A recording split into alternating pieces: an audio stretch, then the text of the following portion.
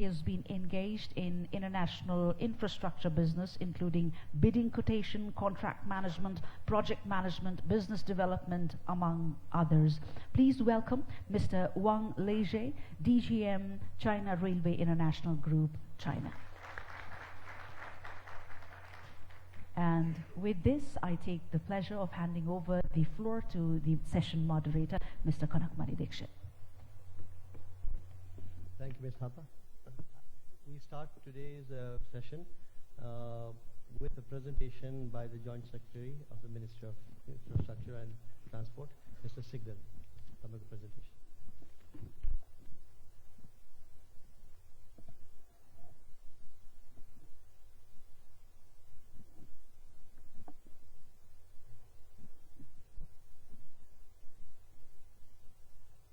Good morning, ladies and gentlemen. Honorable Minister of Physical Infrastructure and Transport, moderator, panelists, ladies and gentlemen. I am delighted here to be as a presenter of this session. The theme of the presentation is private sector investment in transport infrastructure. I will be more concentrated on private possibilities of private infrastructures in Nepalese context.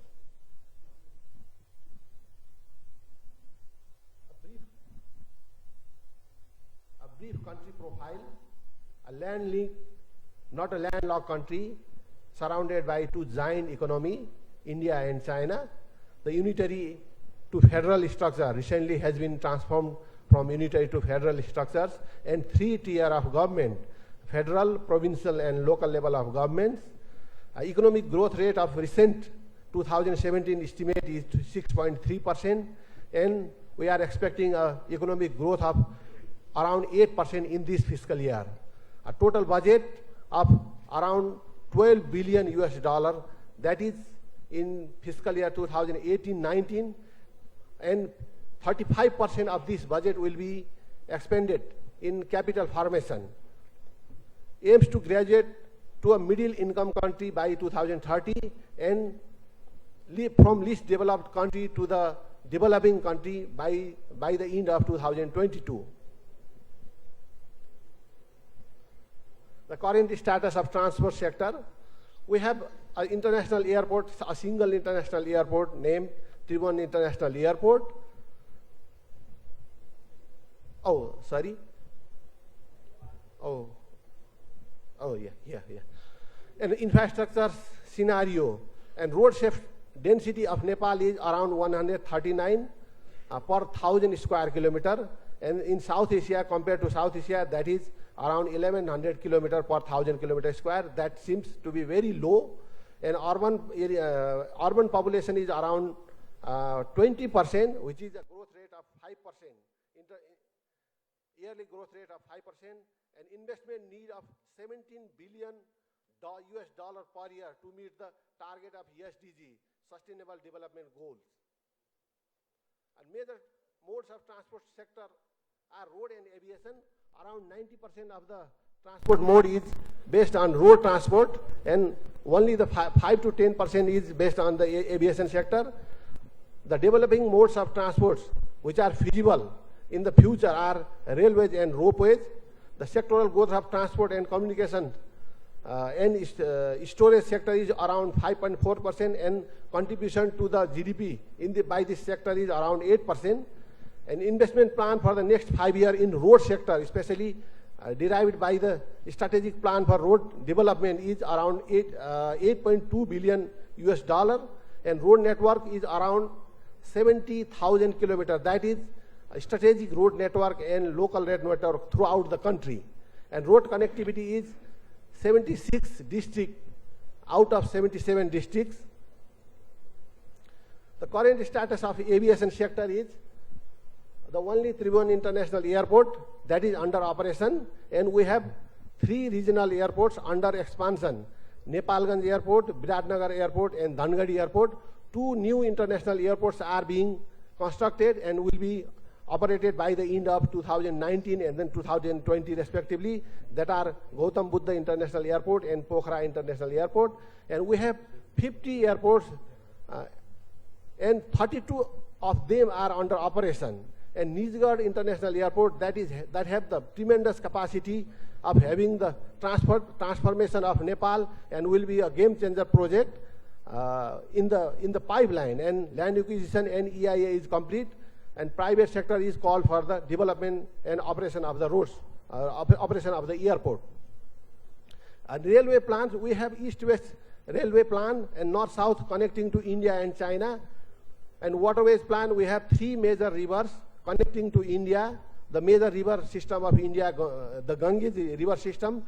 We have possibilities of developing waterways in Kosi, Gandaki and Karnali river, and policies, formulation, laws and institutional arrangements are under procedure in development of waterways. Evolution of policy, when we go through the evolution of policy and legal framework, we have a policy shifting from 1990s. After the restoration of democracy, the Hydropower Development Act was enacted in 1992, and BOT, the first BOT policy in road sector was enacted in 1996. Likewise, hydropower development policy, hydropower policy, public infrastructure and boot policy in 2000, around 2000, and the first act of BOT that was enacted in 2004, and in around 2008 the PPP policy, foreign investment policy, and one window policy was in 2012, and Electricity Regulation Commission Act in 2016, and finally PPP policy and investment, PPP Act and Investment Act is recently enacted in 2019. That is the evolution of policy towards the private investment in transport or related and other infrastructure throughout the country. Throughout the policy, we have policy provision, reforms and incentives. We have provision of viability gap funding in PPP policy and Investment Act also, and concession period is not limited to the 30-year period, because we had 30 years limited concession period in the Act of 2006, and now it is not limited. It depends on the type of projects and can be negotiated with the developer even. And subsidy policy we have determined on case-to-case basis by the government. And unsolicited, we have also possibilities of unsolicited project if it is a large investment project and a single project that is not lucrative, and the developer wants to develop the project, there is possibility of having the unsolicited projects also. And land acquisition facilitated by the government, and risk sharing mode, a provision of risk sharing between the private and public sector. And environment, we have a clear legislation, clear legal provision and environmental standards in environment sectors, and repatriation allowed in FDI projects. We have a very good experience of PPP projects, especially BOT type of projects in hydropower, widely and successfully practiced under BOT project like Bhotekoshi, Khimti, and Arun 3, which is recently being constructed. In ropeways and cable cars, we have a very good experience of private investment like Mankamana cable car, Chandragiri cable car, Kalinchok cable car, and we have also tremendous possibilities in ropeways and cable cars also. In road and airport, in planning, we have planning the Nizhgard International Airport that has tremendous capacity and possibilities in aviation sector. In urban development, we have recently started a solid waste management project in Kathmandu by the private sector. Ready to go projects in transport sector, especially the north-south corridor, the 8 north-south corridors are, the feasibility study of 8 north-south corridors has been completed, and this seems to be feasible to join the 2 vibrant economies, China and India, by these 8 road corridors that is listed here. Mohana, Dhangadi, Ataria, starting from the west side, and the Nepalganj, Hilsa, likewise Bhairava, Korala, Jomsom, Korala, and Birganj, Safrubesi, Birganj, Tatopani, Khasa, Janakpur, Dolakha, and China border, Rani, Itari, and China border, Kechana, Taplejung, and Tiptala. These are 8 road corridors that will be the game changer projects in the future. If realized, that will join the vibrant economies of this region. Likewise, the other road projects, Mid-Hill Highway, Puspalal Highway, and likewise Hulaki Rajmarg Postal Highway, Madan Bhandari, highway, that is 1200 kilometer, and Kathmandu Tarai Madesh fast track, that is under construction by the Nepalese army. That will also be feasible for the PPP operation after the completion by the government of Nepal. Likewise, Nagdunga tunnel PPP operation will be feasible for the private sector. Kathmandu Kulekhani Hetauda tunnel highway will also be feasible for the private sector investment. In aviation sector, we have possibilities of maintenance, repair, and overall MRO in aviation sector. That is a very well and prominent investment sector in aviation sector. Pokhara Regional International Airport, that is under construction, will be feasible for PPP operation. And another one, Gautam Buddha International Airport, that will also be feasible for the PPP operation. Nijgarh International Airport will be PPP construction and operation. Likewise, management and operation of the single international airport, Viratnagar. And there are possibilities of expanding two regional airport to the international airport level, Viratnagar International Airport and Dhangadi International Airport. In waterways, we have possibilities of Kosi, Gandaki and Karnali River. In the lieu of Indian development in water sector, the inland waterway sector, India has already developing 1400 kilometers of waterway in Ganges.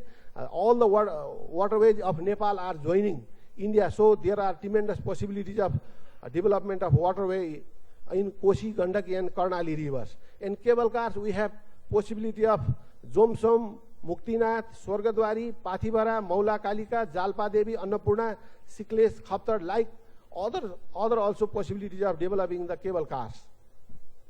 In bus rapid transit, we have possibilities of ring road in Kathmandu, Buddhist circuit, Ramayana circuit. In metro rail, Kathmandu Valley Metro Rail will be feasible and lucrative for the private sector investment in PPP sector.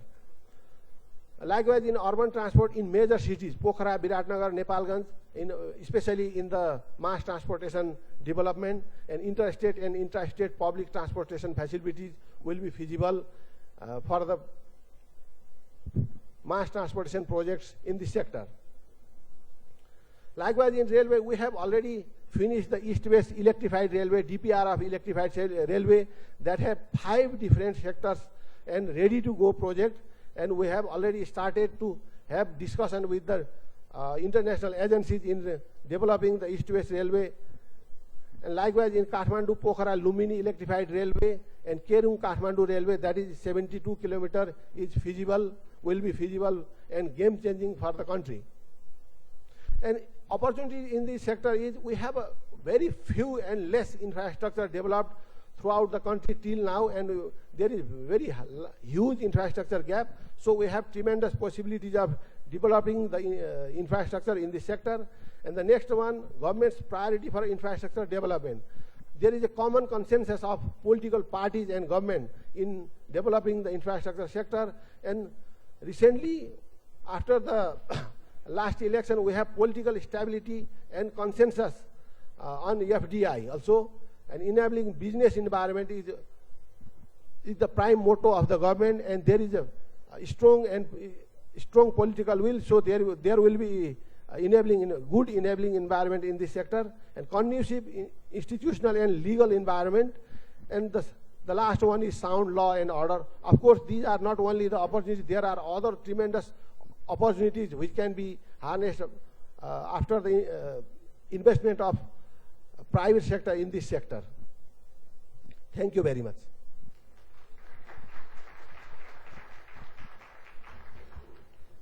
I thank the Joint Secretary, Mr. Sigdal, for a very comprehensive presentation of the upcoming possibilities in road transport infrastructure in Nepal. With the permission of the Chair, Minister Mahaset, we will now proceed with the program for the day, for this morning. The panelists will be speaking from the chair, so we do not waste too much time going to the lectern, because we have 5 panelists and very little time. I will just read out the chronology in which I will ask individual panelists to speak for no more than 7 minutes, so that there is some time for question answer or for discussion among the panelists. So firstly, I'll ask Mr. Arnab Bandopadhyay then Mr. Wang Liji, Mr. He Zhenwi, Mr. Salah Sharaf, and then Mr. Andreas Kramer. We'll go in that chronology, and then thereafter there will be open floor discussion, followed by closing remarks by Minister for Physical Infrastructure and Transportation, Mr. Raghubir Mazet. Before I go to Mr. Bandyopadhyay, let me now, by way of opening remarks, based on the presentation by Joint Secretary Sigdel, make some points. He, from my side as moderator, very briefly, Mr. Sigdel spoke of the incredible opportunities up ahead. Let me start with, as a journalist myself, by speaking to you in relation to his presentation about the incongruities that we are trying to get out of. Because in Nepal, today, we are in a transformative moment when it comes to road infrastructure. And this is as a way of getting over the incongruities of the past. Let me share some of those incongruities with you. Kathmandu Valley has been linked to the plains by road since 1956. But for the last 35 years, the bulk of our traffic is from the east. But for the last 35 years, to go east, we first go 100 kilometers west to Narayan Ghat. Then we come 100 kilometers east, or about 78 kilometers east, to Point Zero, which is where our journey east begins. That is an incongruity. Another incongruity is, if you, especially visitors may want to know that Nepal has the highest concentration of aircraft within a developing country, perhaps in the world. Meaning there are short takeoff and landing airstrips all over, and Nepalis have taken to flying rather than going by road. This is because, A, the lack of road infrastructure, because you do not find the same concentration of flying for such short distances in outlying areas in the rest of the Himalaya, in India, in Himachal Pradesh, in the northeast of India, in Uttarakhand. You do not find it. So this is an incongruity. Why? Because of the issues of road infrastructure. The other incongruity is we suddenly are at a point of explosion of road infrastructure, but the quality of the road infrastructure is in question. District roads are mostly designed by the bulldozer or a backhoe operator rather than engineered. But there are some good roads coming up as we speak. So this is the situation we have right now, and I'll end by referring specifically to Kathmandu Valley. Kathmandu Valley is the largest urban concentration in the entire 2,500 kilometers of the Himalaya. The population now is 4 million, and before we know it, it could be 6 million. The scale of human distress in terms of public transport is extremely high. So there is clearly a need, as I see it, for investment everywhere, for easing the pain of the public, number one, for improving the economy, improving its efficiencies, and the last point about the transformative moment we are in, the links to the north, which are now being added to the links to the south, and everything is being given more girth. How to do it in a way that the economy prospers, the environment is protected, as well as the fact that heritage, because Nepal is a country of heritage, how do you protect all while moving ahead with road infrastructure? This is what we will be discussing, I hope, in context of presentations being made. Now, without further ado, may I ask Mr. Bandyopadhyay to make his presentation. Very good morning, Kanakji, Honorable Minister in Chair, Mr. Sigdel, my fellow panelists, and ladies and gentlemen in the audience. It's indeed my privilege to be with you this morning. I'm going to actually talk about waterways this morning. It's not because it's the cool thing to do in South Asia, because it has almost become an imperative for all the South Asian countries to diversify into more greener and energy efficient mode of transport. And as you must have seen in the presentation and as you must have heard, this country, the whole transport matrix is completely unbalanced because it's fully reliant on roads. If you are frowning how a land-linked country, I like that phrase, sir, like Nepal, can actually augment its inland waterways, we have to, I think, enlarge the vision from inland waterways to multimodal. And I will tell you why. What's happening in this region is we are facilitating India and Bangladesh to promote a shared vision of developing a waterway corridor linking National Waterway 1 in India, which is Ganges, with National Waterway 2 in India, which is Brahmaputra in northeastern part of India, seamlessly through the Indo-Bangladesh protocol route. This is actually a 4,000 kilometer corridor, which has all the potential to become the future growth corridor of South Asia. Why I'm saying so?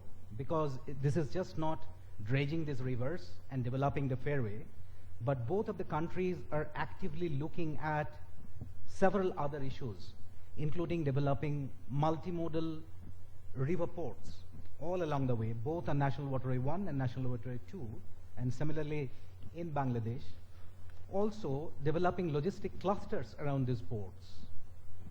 And what has happened, we have many of you from China, what have happened in Yangtze and its tributaries? This system has exactly the same potential. Now, how Nepal could benefit out of it? And it's great that Nepal has already realized that it can actually benefit out of this initiative. And a high-level task force has already been constituted in the government, which is actively dialoguing with India and I believe lately with Bangladesh also. As Mr. Sekdal mentioned, you have at least two rivers which are linked to this system, both on National Waterway 1, Gandaki, which is of course known in India as Gandak, and Koshi. And in both these rivers, India is also having a plan for improving the navigability. So that's a great boon for Nepal, I would say. But it doesn't stop there. There are many other opportunities for now Nepal to link to the regional and global supply chain through this river to India and Bangladesh, but also to the ports. Ports of Kolkata, which this river system connects, Chittagong, in Bangladesh also this river system actually connects, and then through coastal shipping to other ports. As you know, coastal shipping also is the new thing which is getting a lot of boost between India and Bangladesh. We, along with IFC, has actually worked on developing a new supply chain which will be afoot by 2021.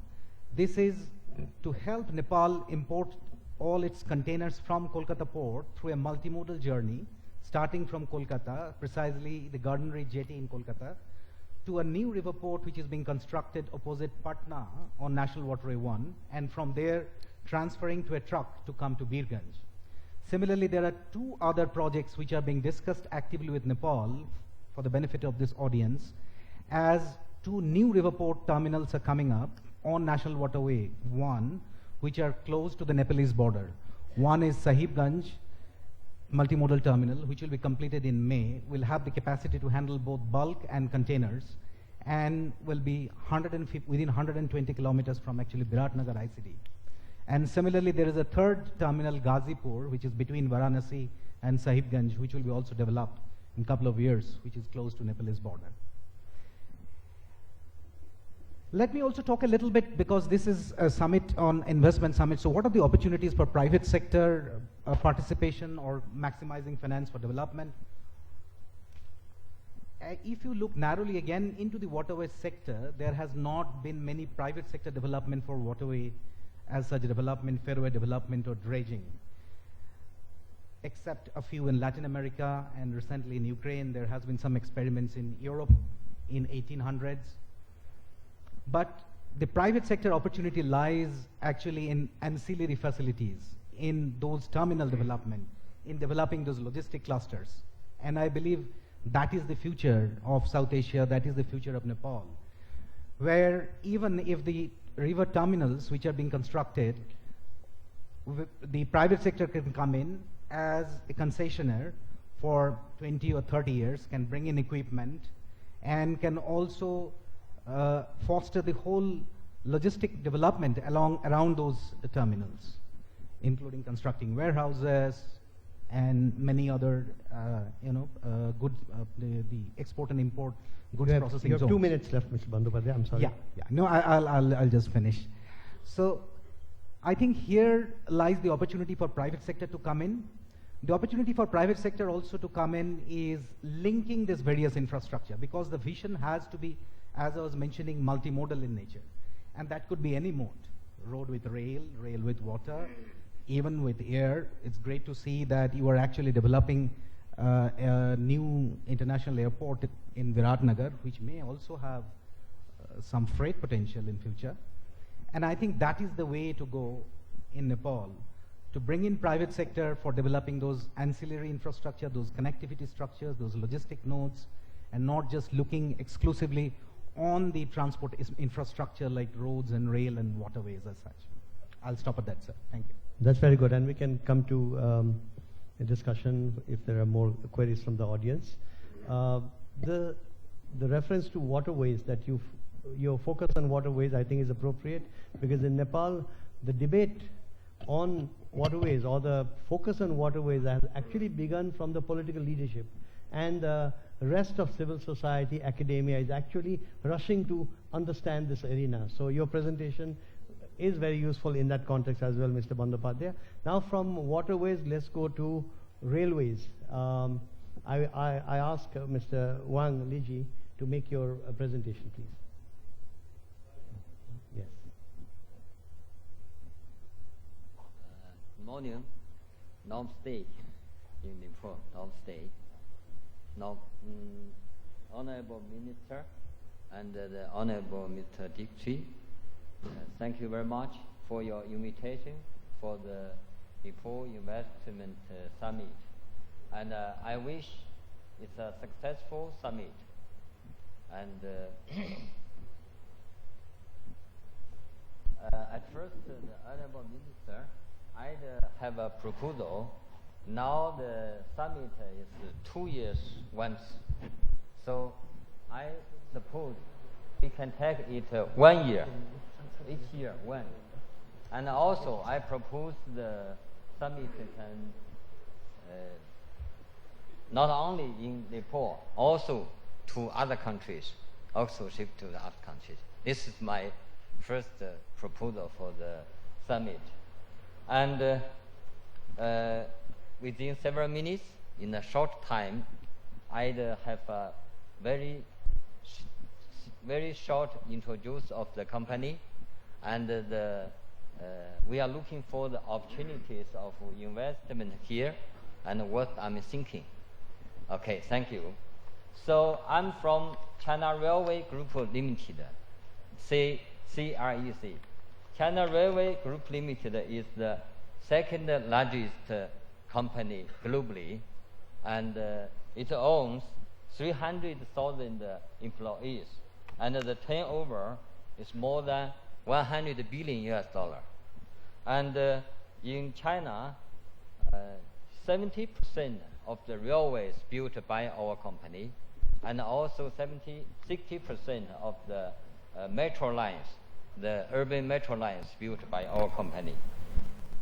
In the past years, already we completed totally the bridges 19,000 kilometers, and the tunnels 17,000 kilometers, and highways 16,000 kilometers.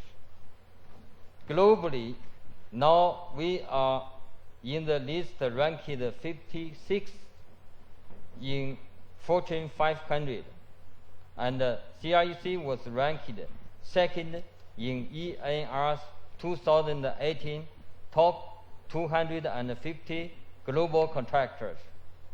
And for the famous railway construction like Sino Lao from China to Laos to Asia, and also another line is in Indonesia, the Jakarta to Bandung project.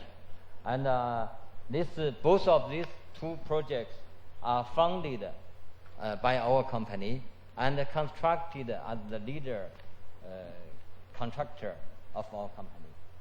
And now also we are pursuing the connection lines from China to Myanmar, China to Nepal, China to Kyrgyzstan, and China to Kazakhstan. This is the one belt, the belt and the road construction. We are doing this. In Nepal, CREC also is a famous company. We are doing the Baribabi tunnel project in northern Nepal. And this project is constructed very smoothly, and it will be complete next week. That project is before the progress, 8 months before the progress, and with high quality. Now we are pursuing several opportunities for the investment in Nepal. For example, we have the capability of the railway construction, including the railway design and the railway design of construction and operation, and also the metro and the light railway and the BRT also. Now we are studying the opportunities. And also we have the capabilities for the tunnel construction. We will do more hydro power, hydro stations also. And also we have the capabilities for the PPP road, the toll road. And now we are talking with the government departments.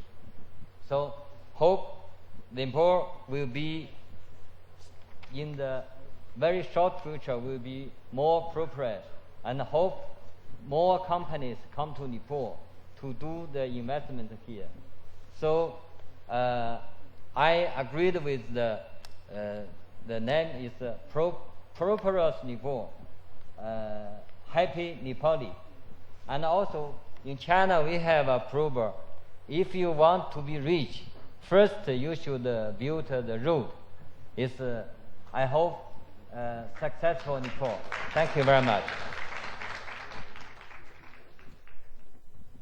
Thank you, Mr. Wang, for also remaining within time.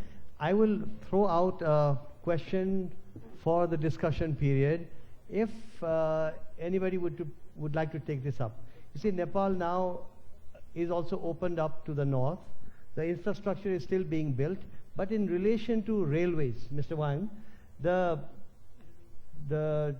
China, the Qinghai Railway, Qinghai Tibet Railway arrived in Lhasa in 2002 and in Shigatse in 2006. Firstly, let me mention to you that Shigatse as a name is a Nepali name from the Newari language, which means 10 houses. So Shigatse, Nepal also has close affiliation to Shigatse for the very name, because of the Nepali traders that used to set up shop in Shigatse. Yeah. But the question I have is, how much advantage will Nepal have for the carriage of rail goods by rail, up to the border point, even if we don't speak about railway into Nepal, but even to the border point? How much advantage will that be vis-a-vis bringing goods by the ocean to Calcutta or Visakhapatnam or Mongla or Chittagong? This is a question that I won't ask you to answer right now, but we could discuss this, because so much of Nepal's economy in the future depends on the viability of rail transport through Tibet. Is it viable, or it is mainly a strategic railroad? This is the question. Would you like to answer this now, or shall we pick it up later? Okay, thank you. Later. Thank you. Later then. About the railway links between China and Nepal, this is a good dream. Good dream for Nepal, also good dream for Chinese. Because in the many years ago, our former Chairman Mao, and he said this is a dream to link the railway to Nepal. But now the dream is coming, and not only linked to Kathmandu, also we hope it linked to Pokhara, linked to Lumbini, and also linked to India. Because of the belt and the road and belt and the road proposal is openly to all the organizations, or openly to all the countries, not only China and Nepal, also India, also the World Bank, also ADB, like this. And for this railway from, Mr. Dixie said already the railway already connected to Lhasa and Rikaze. But from Rikaze to Kathmandu, now we are doing the feasibility study. Okay. So we hope it can be done by both the Nepal government and the Chinese government. With their help, the work can be done very soon. Thank you. Thank you very much. I was also trying to use up your 7 minutes. Thank you very much for this very important contribution. I guess my question also has to do with the per tonnage transportation costs of goods vis-a-vis by ocean and then overland to Kathmandu from the south, vis-a-vis from the Chinese mainland to the Nepali port of call on the northern side of our border. We'll come to that later if anybody is interested on this subject. May I now go to Mr. He Zhenwei, Secretary General of the China Overseas Development Association, CODA. Sir. 尊敬的尼泊尔基础设施和交通部的部长阁下，尊敬的主持人，各位来宾，女士们、先生们，大家上午好。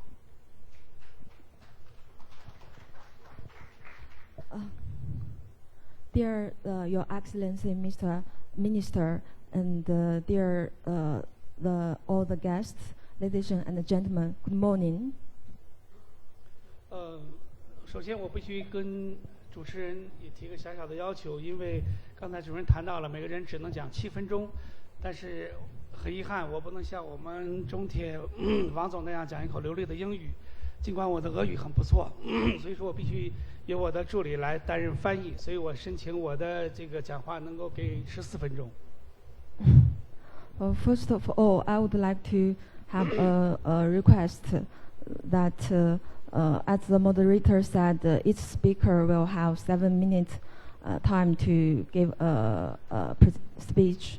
And because I don't speak English, unfortunately, so I have to be interpreted by my assistant. So may I have more time, like double? 这次来尼泊 I 尔 could give you 10 minutes maximum, sir. Thank you. 10分钟，10分钟。 ，OK。 Thank you very much. 这次来尼泊尔呢，是我第一次来尼泊尔访问，这个也是受我们中国国家发展改革委员会的委托，特地来参加这次投资峰会。 This is my first time to come to visit Nepal, and we were designated by our National Development and Reform Commission to organize a delegation of Chinese companies to participate this summit. 所以我们中国产业还有发展协会特意邀请中国的一些企业对尼泊尔投资感兴趣的企业，特别是我们的一些央企，像包括中国中铁，也包括三峡集团，也包括中铁建，也包括这个我们的葛洲坝集团，还有我们的一些地方的民营企业，他们都对尼泊尔投资很感兴趣，所以这次来参加这个峰会。 So we organized a delegation, including some state-owned companies of China, such as CREC, CRCC, and China Gezouba Group, as also some famous private companies. We organized a delegation come. 那么昨天上午我们参加了整个全体的大会，给我最深的一个感受，也是让我感到很惊讶的是，我们这次投资峰会吸引了这么多的来自于全球各地的参会代表，以至于我们的会场很多人都在站着，这种情况非常的好。其实我们也经常办过很多的活动，如果我们的投资峰会每次都能够吸引这么多人来参与的话，这本身就证明我们尼泊尔是充满着投资机遇、投资机会的。 Yesterday morning, we attended the opening and plenary. We were so surprised that there were so many delegates from all over the world come to attend the summit. So we can see that there's a lot of investment opportunities and potentials for those investors. 昨天利用一些这个时间，我们还是到尼泊尔、到加德满都城市转了一下，感觉到基础设施的确是非常的薄弱。但是从另一方面来说的话，基础设施薄弱，证明它的投资的机会也是蛮大的。Yesterday afternoon, actually we get out for a little tour about Kathmandu, and we felt that Kathmandu has a really poor infrastructure at this moment, so we can see that there's a large space to improve. 那么在中国，大家知道，我们习近平主席提出来"一带一路"的倡议，现在已经是第6年头了。那么在"一带一路"的倡议里边，其中有我们提出来5通，这里边包括政策的沟通，也包括基础设施的联通，还有包括我们的货币的融通，也包括我们金融的融通，还有货币的贸易的畅通，还有民心的沟通。在这里面，其实基础设施的这个联通是非常重要的。I think everybody knows that in China we have the Belt and Road Initiative, and our President Mr. Xi proposed that including 5 aspects of that are the communication and the connectivity of policy and policy, infrastructure, finance, people, and trade. 那么大家知道中国改革开放40年，去年是40年。那么在中国，其实我们今天来看到中国的高速公路四通八达，但是我们知道在40年前，中国面临的情况和尼泊尔今天没有什么太大的区别。We also know that China has experienced a 40 years opening up and reform. Actually, before the 40 years ago, we were the same with Nepal right now. 记得当时我们改革开放初期的时候，中国人提出了一句话，叫"要致富，先修路"。I still remember at the very beginning of our opening up and reform, all the Chinese people said that if you want to get rich, you should build the road first. 所以政府当时制定了很多的优惠的政策。我们当时主要吸引来自于亚洲开发银行、来自于世界银行的这个国外政府贷款的投资。So at that time, our government released a lot of incentives and preferential policies to invest the foreign capitals and foreign investment, such as from the Asian Bank and World Bank. 但是我们采取了非常有用的一个政策，就是我们要采取收费，这个一定要允许这个建这个高速公路一定要去收费，然后我们通过收费来偿还我们的贷款。And there's a very practical one of the policy, that is we used the charged road. We charged for the people who pass the high speed road, and we repay the debt by it. 所以说，如果当时中国政府也很穷，也没有钱，如果完全只让政府来投资的话，这个基本上是没有可能的。通过这样的一种可以去收费，通过去凡是让使用者来先进行一个投入，然后开始通过收费偿还贷款，这种方式是非常可行的。今天的中国的高速公路的确发展起来。So at that time, the Chinese government were also quite poor and has no money to invest in the infrastructure. So taking use of the charged road is a good way to make it, practical and implement it well. 那么很显然一点，马上最后 We have 2 minutes with 好， apologies. 最后，那么很显然一点的话，我们这个基础设施，我想在这边说一个观点，就是说，它不仅仅是为了修一条高速公路，也不仅仅是为了建设一个机场，而重要的是通过这样的基础设施建设，带动了工业化的一个发展。这样，比如说在尼泊尔，我们建一个机场，还是建一个高速公路，你可以带动整个建筑材料的这个工业的发展。这样的话，对尼泊尔的工业体系建设是非常重要的。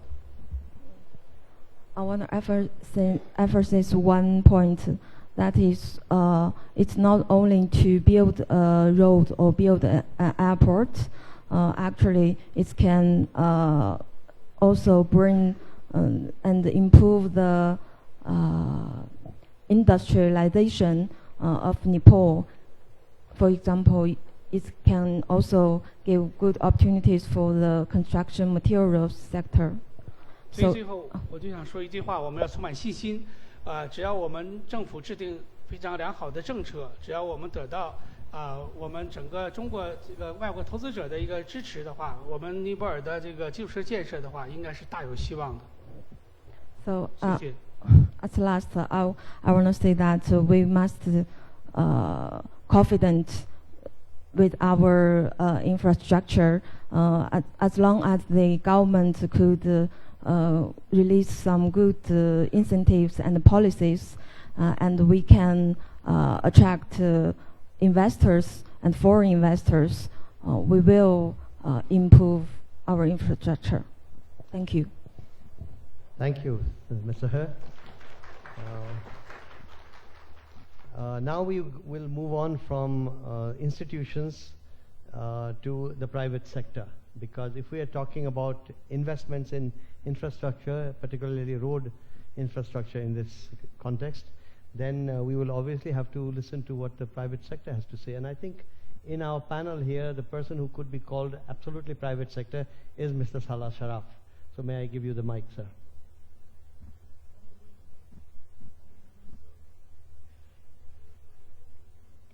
Honorable Minister, Excellencies, ladies and gentlemen, it's indeed a pleasure to be here at the Investment Summit in Nepal and to see the international community participating, which shows the confidence in the investment in Nepal.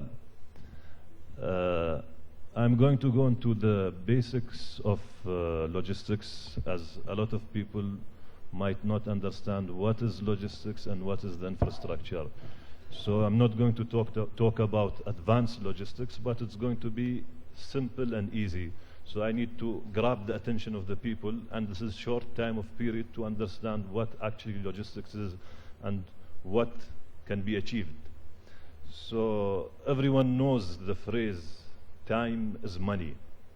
And in logistics, this is the most important two words, time and money. Because if we look at the logistics, the efficiencies are always done in the time. That's the first point. And the second efficiency is done in the money.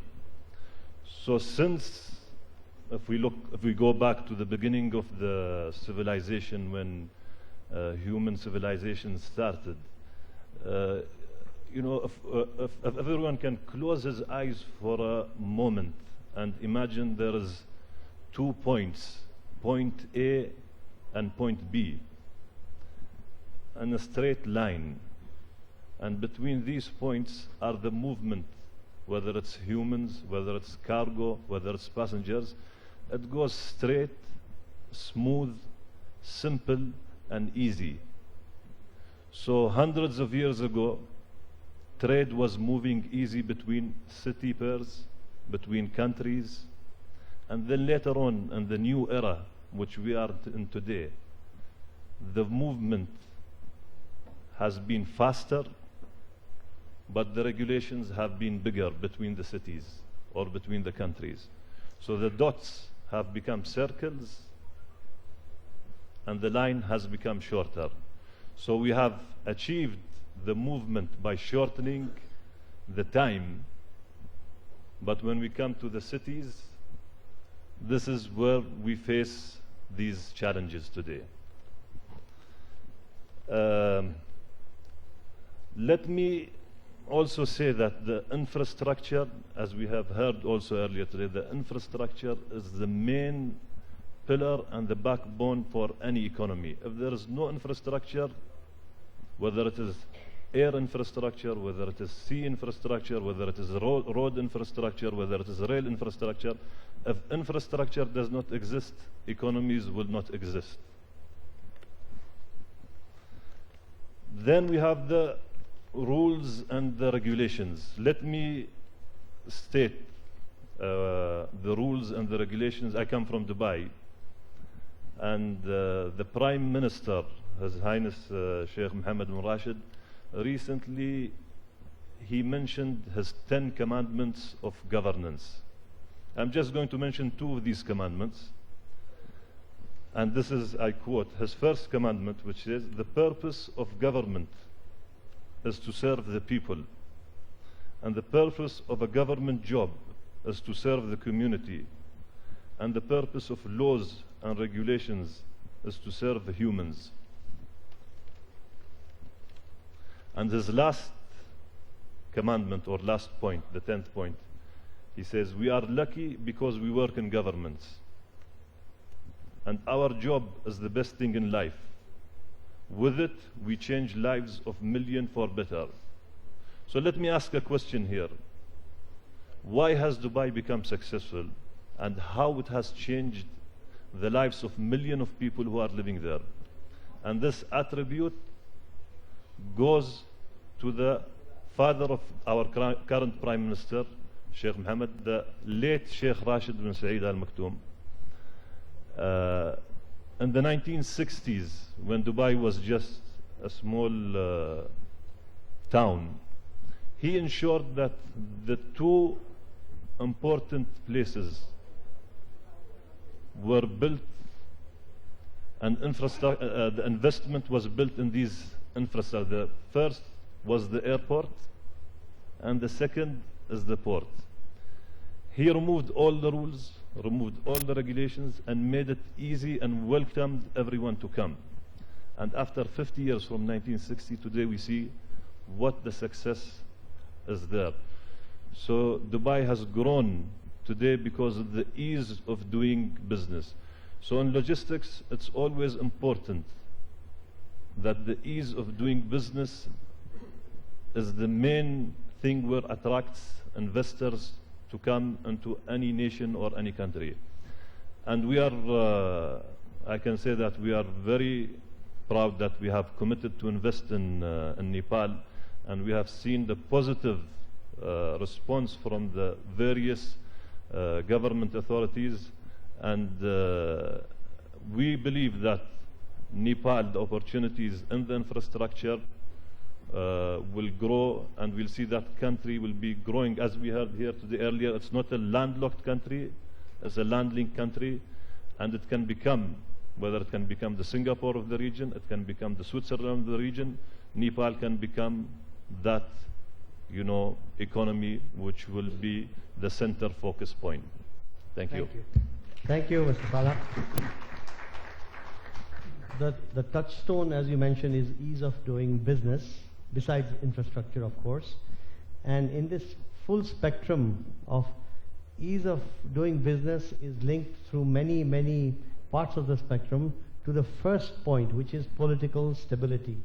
And all Nepalis who hope for incredible growth, that our geography and our climate, our placement, our location, our people, all of that comes together. The one thing that seems to be missing to move towards the touchstone of ease of doing business is political stability. So that's the hope. And not just political stability, but political stability in the case of Nepal in a democratic setup. So this is where I think Nepal is trying very hard to move towards, which is also the reason for this summit here. May I now move then to Mr. Andreas Kramer, who is with an arm of the KFW, an agency that Nepalis know well, arm known as the DEG. You have 7 minutes, sir. Yes, thank you very much. The Honorable Minister, Secretary, Mr. Dixit, value panelists, it's an honor for me to speak here today. I arrived in Nepal yesterday, and I had the opportunity to talk to many entrepreneurs, people from banks, government officials, and my reflection of the last day and a half is there's quite a vibe going on in Nepal these days. It's impressive. It's really, really nice. And I want to touch on a few things that the panelists already mentioned that I also think are important one way or the other.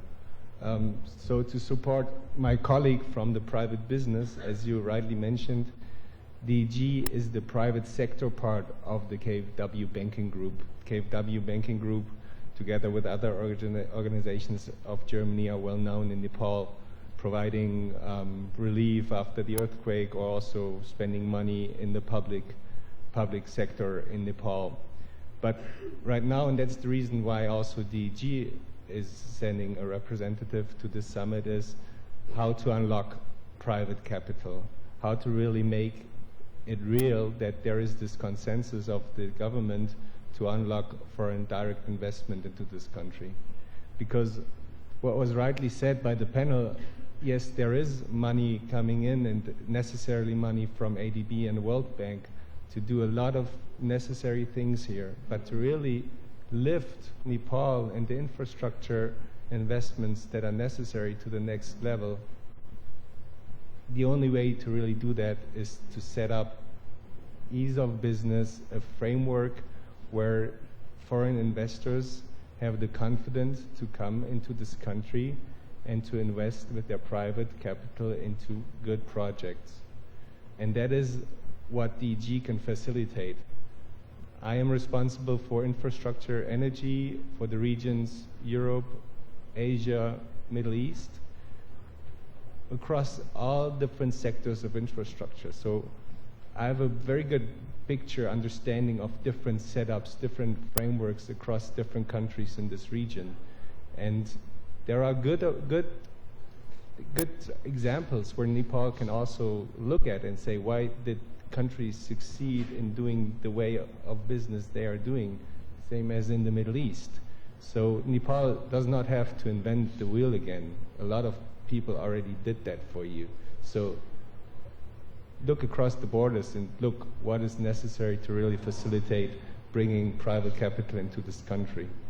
And DG is active in financing one of the hydro projects already with private capital. We're providing a senior loan to Loa Sulu, which will hopefully be COD'd by the end of this year, maybe beginning of next year.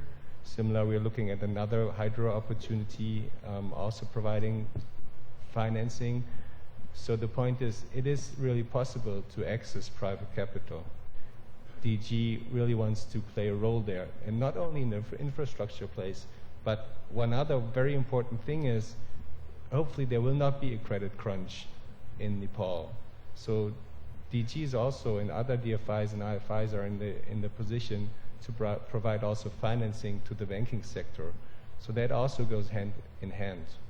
It is very important, in order to lift Nepal to the next level, is to facilitate foreign direct investments. The question I have, the wish I would ask the government is really set up a framework where people would have the money to invest and also to mobilize more private business, that they feel comfortable in certain challenges. So one challenge, of course, is foreign exchange rate. But again, there are possibilities to overcome those challenges. So in terms of traffic, one risk that lenders usually don't like to take is traffic risk. So let's work on a framework where there are capacity-based schemes that help private investors to overcome this. Let's try to shift risks where they belong. Some shifts have to be borne by equity and sponsors. Some shifts can be taken by senior lenders.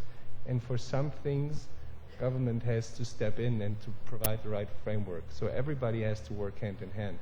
And again, coming back to my opening remarks, I really believe that Nepal is on the brink of going somewhere. Over the last 2 years, a lot of things for the better in Nepal have changed, and let's all work together on this and continue on this path. And DG KfW Banking Group is very much committed to provide financing to Nepal.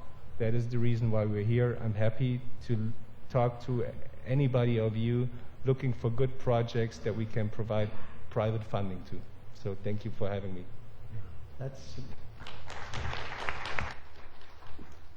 is music to the ears indeed. And I do hope that people take up this offer, not only from Mr. Kramer, but others in this panel, to discuss investment opportunities in infrastructure, which is, of course, the primary requirement, but beyond that, ease of doing business, political stability, all come into play. Before I open the floor, let me bring before you one term that has not been used that much in this summit thus far. It's the term remittance. Nepal, for now, is in my view, as a journalist, a remittance economy. We would like to convert into essentially a economy that actually raises employment levels to such a degree that we do not need Nepalis to go by the millions to Malaysia, to India, to the Gulf, to send back money to keep our economy afloat. This is the, if I might use the term, the embarrassment and the shame of Nepal, that we have a country with such possibilities, but we have not been able to organize our society enough so that something that has been a historic fact, that Nepalis leave their hills and plains, their homesteads, to go work elsewhere, and the economic pain and the cultural pain and the personal cost of that is something that we also need to keep in mind when we think of investment. That what do we do? Investment, economic growth, equity, leading towards the fact that Nepalis don't have to leave their home and hearth when the country itself is so full of potential, which is essentially then is the topic of our summit yesterday and today. We have about 10 minutes, unfortunately. Might I suggest that till now we've talked about the possibilities. There are enough individuals in the audience who could tell us about the challenges in converting those possibilities into reality. So I'll ask if there are any questions or comments, very, very brief because time is short, but to focus on this aspect, the challenges of converting the possibility of investment into reality in this country known as Nepal. Floor is open. Yes, over in the front. Mike, sir. Please introduce yourself, sir. I'm Devesh Kumar. I'm representing a company in Myanmar as Chief Operating Officer. My question to the panel is that what is the limit of equity participation in various sectors? In Nepal? Yes. I think and one more question, that what is the ease of entry and exit? Ease of entry and exit. Yeah. I think that would be best addressed to the gentleman from Nepal. Gopa Sigdaljile response garna milcha ki yo kura, because the other panelists are elsewhere. The question was, what is the equity kati halna milne namilne? Ek arko chahi ni ease of taking out profits. Am I right?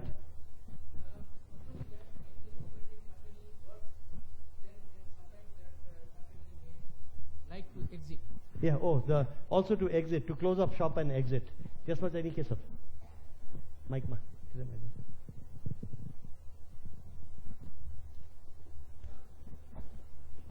Thanks very much. Actually, the equity proportion is up to 30%. 30% in infrastructure sector, and repatriation is up to 100%. Up to 100% was in foreign direct investment, which I have already expressed in my presentation also as well. And about not just repatriating profits, but if you want to shut down your operation and leave, what are the complications in this country? That should be, I think, that should be well expressed in the negotiation or the document which the government provide. Okay. I think it's an important point, and we could discuss this further, but at least you have flagged it for now, and thank you, Mr. Sigdel. Mr. Mato. Bye. Oh, bye, uta yaar, no pare yaar, uta.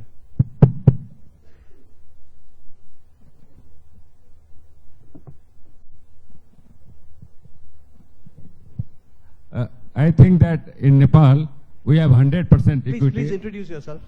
My name is Upendra Mahato. I am one of the investors also in Nepal. In Nepal, except telecommunication, there is up to 80% equity. In other infrastructures, 100% equity is allowed, and repatriation is no problem, either dividend or selling of the assets and equity. What about the exit, sir? No problem. No problem. Okay. 100%. Thank you for coming into the conversation. Any other questions, sir? Especially, okay, in the back over there.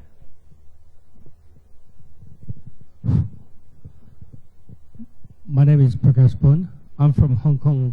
I'm representing Hong Kong Nepalese Business Association, and I'm a member of NRNA.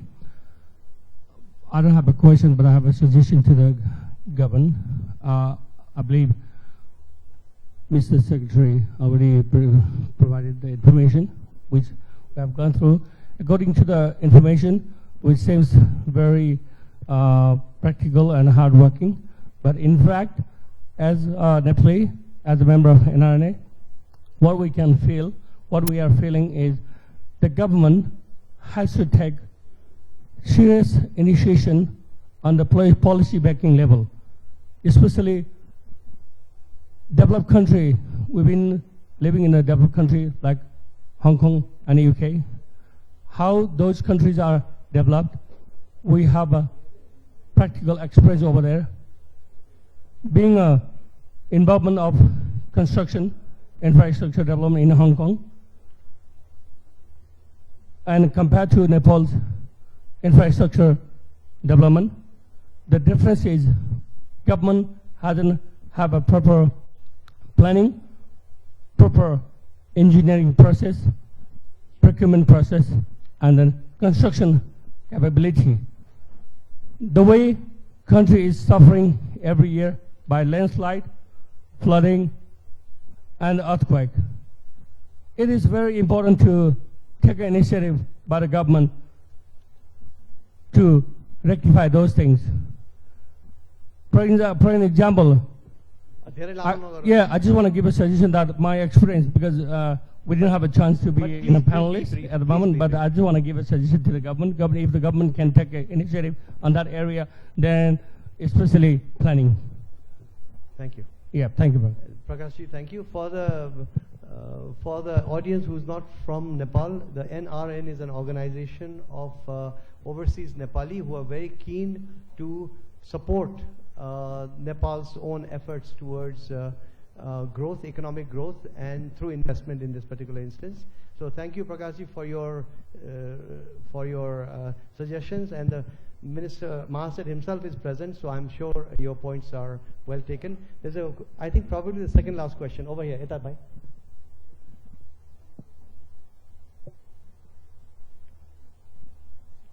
Second row, third row. Good morning, everybody. I'm Lal Kesi, student of infrastructure sector. My few suggestion is, since we have so many participants, experts, and contractors, developers, builders coming from different countries in Nepal, the best would have been, for example, in case of railway, we have a DPR done from east to west, and those documents would have been marketed well before the summit, so that our investor, prospective parties could have gone through it and could have signed the MOU. Hopefully, at least not 1,300 kilometers, but would have been part of it, section of it. That's the first. Second, since we are talking about PPP, BOT, and north-south corridors of roads, which can be considered as a transit corridor for China to India via Nepal, and those projects also would have been prepared beforehand, so that the discussions could be much more fruitful and result-oriented. Third one, and lastly, like we have fast track Kathmandu to Nizhgard, linking for international airport, that road is under construction, and that would have been much more better if it would have been done it under PPM or PPP model. So anyway, the road has been under construction. How it is going to be utilized in the context of Nepal, and also part of our modern infrastructures to uplift the economy, is still grey. So I suggest government to look through how it is going to be utilized, whether it's a toll road or whether it is just a free service road, or how it is going to be utilized, and what is the impact for development of Nepal in that corridor. For that matter, setting up industries or race recreation or whatever is there. So I suggest that it should have been much more fruitful if the homework would have been done much earlier and the information would have been disseminated. Thank you. Thank you. Very important point made by you, Mr. Casey. Utta Pachadi, log the mic. Utta Pachadi, and that's the last question, right at the back. Mr. Casey, the point you made, I think, is also a well-put criticism of our effort to go through the motions of an investment summit, but it is also important to have everything ready and proper. I think that is a criticism that a suggestion that the Investment Board of Nepal will doubtless take from you. Thank you. Last question, please. Yes, I am Komalnath Atre from Nepal Electricity Authority. My question regarding about the electric railway connectivity from Tibet to Kathmandu. Because I am a project manager for the high voltage transmission line from Nepal Electricity side. Because I have seen the estimates I have surprised because I have done the transmission line estimate from my project, but I have seen the feasibility study of this railway connectivity, which is Kerunga and Kathmandu, that is Kathmandu connectivity. Does Nepali engineers also involved in the costing? Because its cost is very high, and how the BRI cost to Nepal will import such high cost? Because in my feasibility study, I have discussed with Chinese part, with State Grid about the cross-border transmission line. It is not so high, but your costing is very, very high. It is a project cost or feasibility cost? I am surprising. I am asking to Chinese person and the Nepali person who is involved in this project. The costing is given where? Where is the costing? Which cost comes in for the feasibility cost and total project cost? But how Nepal government will, it will be profitable and it will thinks this cost comes in the scenario. Because this cost shows is a feasibility cost which proposed 2 weeks ago, like a project cost, no? And therefore, I am saying that how this cost is materialized and it is only done by the Chinese person or somehow Nepali engineers also involved in the costing portion. Okay, anybody in the panel that would like to take this up? Because I am at a loss as to exactly whose responsibility it is to make the response. Mr. Wang? I think it's a specific point about the high project costs. Mantriji le isko bare mein ke tha sir? Bataunu milcha? The Minister, Honorable Minister.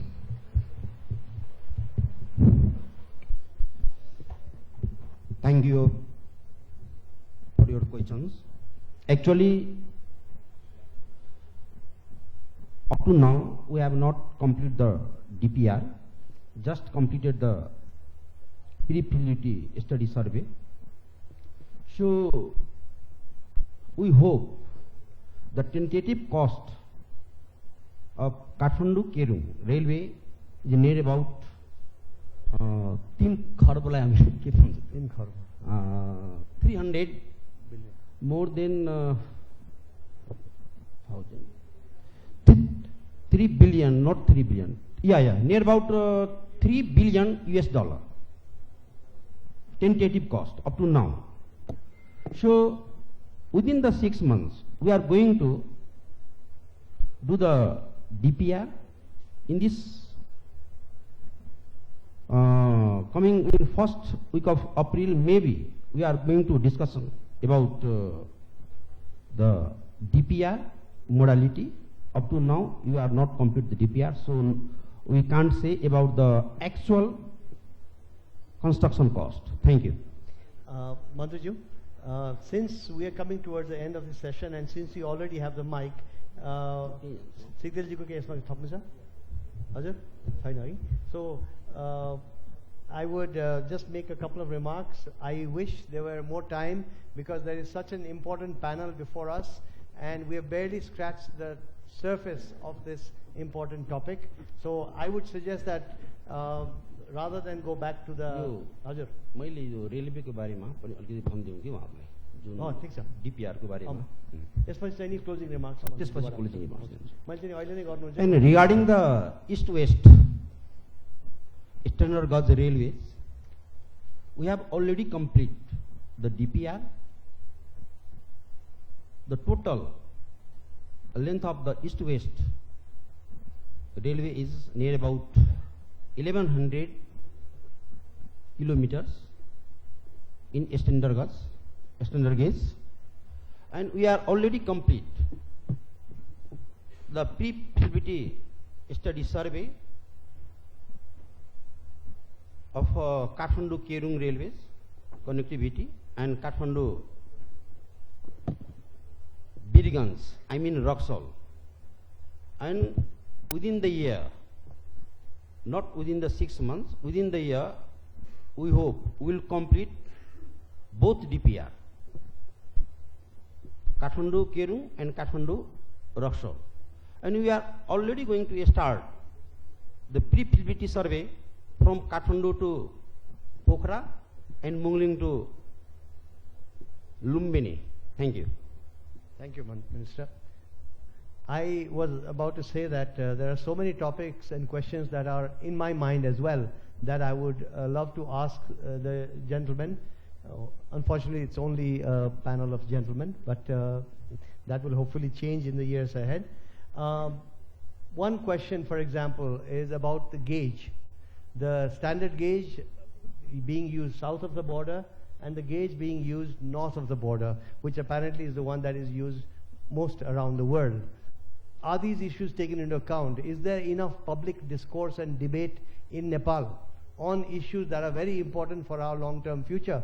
I think what this discussion has just done is got us started as a catalyst to move ahead with further discussion, including questions such as put by Mr. Atre or Mr. Casey here. I think the topic was so vast that it was not possible to be like on a round table to discuss every topic in depth, but as I said, this is it's an opening, and you could also catch the individual panelists out at the coffee session. I will end, before handing over for the closing remarks by the Honorable Minister, I'll end with only 2 points of my own, which again I will seek answers in future from the gentlemen in the podium and elsewhere. One is, these are indeed transformative moments, not just within Nepal, but in terms of connectivity north to south. The arrival of the railway, the Xinjiang-Tibet, the Qinghai-Tibet railway, could be a game changer, but we don't know yet. We know that the train has arrived in Shigatse, that it might come north of the border. What is the cost of carriage of goods, as I mentioned earlier, and how will that make a difference for Nepal's import vis-a-vis north from the ocean and from the north inland railways, not inland waterways in this sense. To me, this is the crux of the matter that should be discussed in Nepal. Number two, is Nepal being focused by the Chinese railway system, Mr. Wang, mainly for access to the Indian market? Nepal is a relatively small market. Nepal is also a relatively narrow country. The maximum width is 100 miles. Other places it's 70 to 80 miles. So, is Nepal going to be merely a way station for the economic interaction between the great global powers, in which case will Nepal only stay to collect the user fee, the transit fees? Is that what Nepal wants? Other kinds of questions. And finally, because I myself represent a public transport company called Saja Yatayat, might I put a question to the, not to be answered right now, but to the development banks represented in the panel? What does it take for development agencies to focus on immediate human distress? Kathmandu Valley today, every day, every morning, every afternoon, as you will see on the streets, there are millions of riders of buses, tempos, three-wheelers, micros, and where is the planning, where is the focus, where is the sensitivity in a way that will bring investment, if at all possible, in public transport, so that the public in the end benefits, because the whole idea of investment is ultimately upliftment of the public as a whole. These are questions that I will leave you with. May I now ask the Honorable Minister for his closing remarks, and I would hope that you would give the closing remarks from the lectern, please.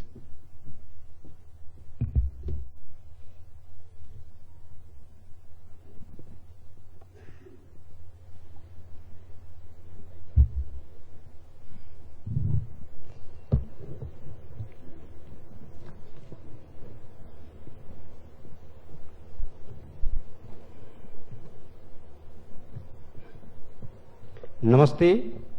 And very good morning, respected moderator Mr. Dixit, Speaker Mr. Gopal Sigdel, Joint Secretary of Physical Infrastructure and Transport Ministry, all the panelists, all the participants, excellencies, media friends, and ladies and gentlemen. I sincerely appreciate the view expressed by all the panelists in this session. The political transition in the Nepal has already been managed. The main priority of the government is now prosperity and development. We are committed to graduate Nepal in the state developing country and in the state of middle income country by 2030. Transport is the prerequisite of the development of the all other sector and considered as the infrastructure of the infrastructure. So we are accordingly high priority and seeking for a great departure to the development of transport infrastructure. Roads, highway, railways, metro, monorail, and sky rail, waterways, and air transport in the country, as well as to the development and develop the good connectivity with the neighboring country, as like India and China. Nepal is focusing on the development of the modern road transportations with the expressways and tunnel roads. In Nepal, we are preferring the tunnel roads. We are looking for modern technology in the transportation infrastructure development. Therefore, we welcome to the support of development partner as well as private investment to introduce to a state-of-the-art technology in the transport sector. Railway development within the country as well as connectivity to the China and India is another key priority of the government. We would like to grow manually and mutually along with our neighbors for infrastructure development. We want to take maximum benefit from the railway connectivity with our neighboring countries and hope that the private sector also collaborates with the government in the endeavor. We are also exploring alternative means of the connectivity with the development of waterways for connectivity Nepal to the other countries. Similarly, the government focus on the development and management of aviation sector through the partnership of public and private sector. We want to develop an excellent modality of PPP in this regards. We encourage private sector to explore way of partnering with the government on the development and manage the aviation sector. Transport infrastructure, highway, railways, and waterways are under the Ministry of Physical Infrastructure and Transport. As the Minister of this ministry, I am having conclusion with the development partners and private development or developer in many nations and international forum to develop and improve the transport infrastructure in this country to achieve the national target of the development. In addition, we are also giving priority to the government and by the government to develop the cable car as an alternative mode of transport in the touristic palace under the PPP models. The governments of Nepal is also planning to develop sustainable transport facility in the multi-modal basis, comprising air transports, roads, railway, and waterways for the long distance and to the integrated transport facilities comprising metro rail transit and bus rapid transit for the urban mobility. We are also in the process of increasing electrical model of mobility and sustainable transport by the developing electrified railway and electric vehicles as predicted in the 2030. In this regard, we are looking for an alternative financing mechanism beside the traditional public investment and public funding. We promote private investment in the development and the operation of roads and railways.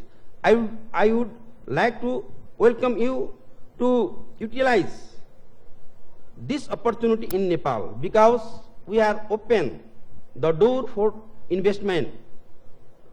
Just I heard about a few minutes previous regarding the utilities, regarding the equity. Dr. Upendra Mahato already explained these things, but it is right because in only telecom sector, the equity, the ratio of equity is 80-20, 84 foreign investors, investors, and 24 local partners. And except this telecom sector, there are in any industrial roads, etc., the 100% equity. I would like to assure that the government is committed to creating more conducive atmosphere by improving the policy and law of the growth of infrastructure development in Nepal. We are introducing new policy to attract foreign direct investment in the Nepal in the form of public-private partnership, I mean PPP. I believe that all the discussion including this session were extremely valuable for the government. The summit provided a wonderful opportunity for all of us to come together and discuss infrastructure development opportunity in Nepal. I thank moderator, speaker, and panelists for their important view expressed in these sessions. I sincerely appreciate the organizer for creating such a platform and hope the discussion will continue in future. Having said that, I would like to inform that this session has been included here now. Thank you.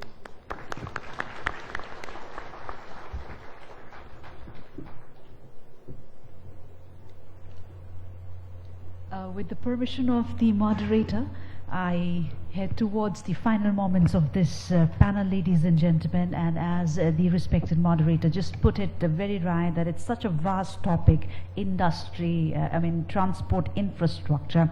What we could do in this limited time was just throw a pebble in that huge pool and spark that food for thought. And moreover, one of the major objectives of this particular summit is also to bring together all the aspirant investors and also the stakeholder entities herein and create that right network such that we could build on all the deliberations that have surfaced at this very forum. So we believe this panel could meet both these two objectives, and we cannot do without thanking the panel for this very comprehensive and thought-provoking deliberations in front of us, and to extend our gratitude, ladies and gentlemen. On behalf of the organizing committee, I have the pleasure of inviting Mr. Suraj Vaidya, who is the member of the organizing committee, also the chairman of VOIF, a former FNCCI president, and also he's headed the Sarak Chamber of Commerce earlier. If I may have you on stage, sir, as we do the honors. First and foremost, we present this souvenir, a token of appreciation, to the session chair, the Honorable Minister for Fiscal Infrastructure and Transportation, Honorable Mr. Raghubir Mahaset, for gracing this ceremony and for guiding us just right.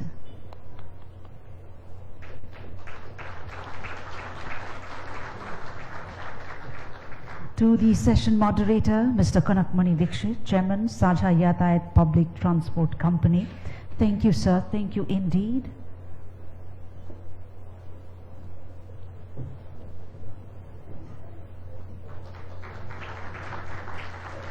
With much gratitude to the presentator, Mr. Gopal Prasad Sigdel, Joint Secretary, Ministry of Fiscal Infrastructure and Transport.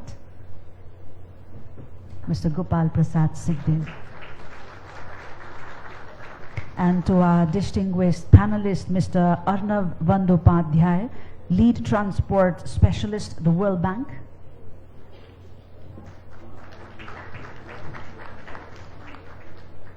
Mr. Wang Leije, DGM, China Railway International Group.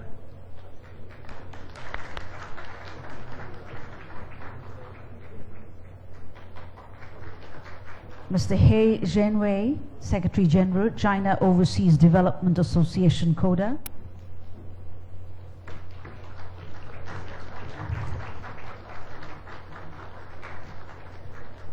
Mr. Salah Sharaf, Director General, Sharaf Group.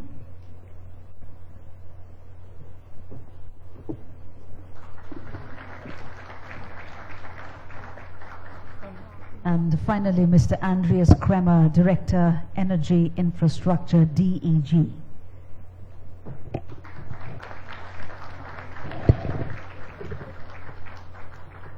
And as we thank the panel one more time, I request all of you to kindly step forward for a group photograph. And yes, a special thanks to the forum as well for your very important inputs and for your proactive participation. Ladies and gentlemen, this brings this panel on transport infrastructure to a conclude. We take a short break of about 10 to 15 minutes, and I request all of you to get back to this particular hall for the plenary. Next up is the plenary session on investing in Nepal, which is an experience sharing session. Thank you once again.